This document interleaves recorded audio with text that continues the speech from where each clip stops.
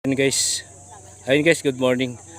Good morning po sa ating lahat. Andito tayo sa Bulinaw ngayon, kung saan makikita po natin yung binebentang beachfront po dito. Andito po tayo sa Bulinaw, Pangasinan. Anong ano to? Barangay? Barangay Balingasay, Bulinaw, Pangasinan. Saan makikita natin dito yung property na for sale? Ito po 'yon. Marami po siyang buko. Ayan, nyog. Ayan po. Beachfront po siya, nasa shoreline. Ayan po siya. Makikita po ninyo. Sumusukat po ito ng 4.5 hectares. Titulado po. Nandito rin po yung may-ari. At buhay pa po sila. Dito po mismo sa Bulinaw ito, sa may beach. Ayan. Ayan o, nakikita po ninyo.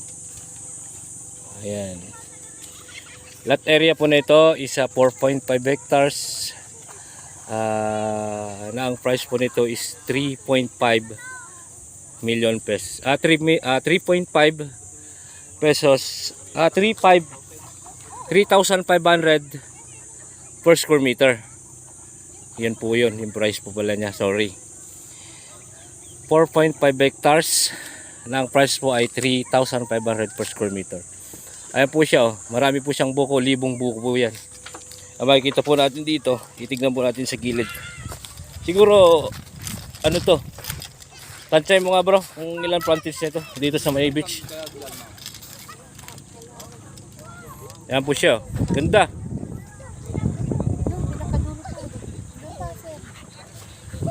Nasa 100 meters siguro. Ayan.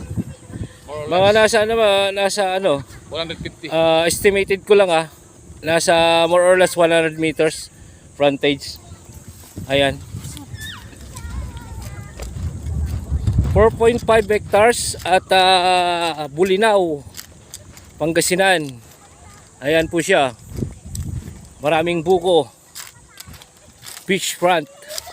Wedding resort, private resort, kung ano pa man, solar. Ayan.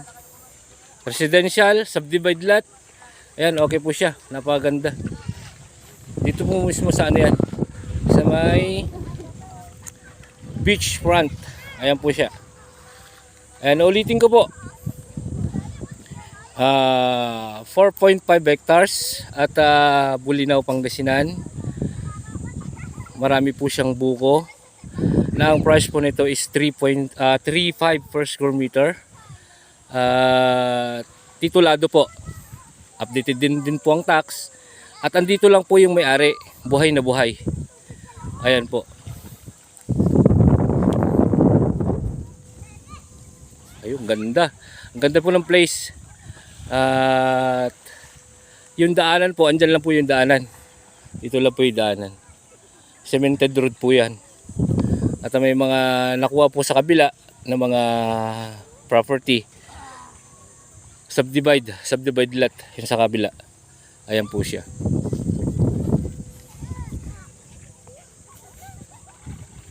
Kung ano po magkakagusto, ilalagay ko po yung mga number namin. Ako as vlogger and then yung mga agent. Ilalagay ko po yung number namin sa screen ng vlog. And then kung sino pong pagka-interest dito, mga sir, ma'am, kontakin nyo lang po kami or kaya PM po. Ayan. Salamat po. Mr. Excitement Vlog sa susunod po na video. Salamat.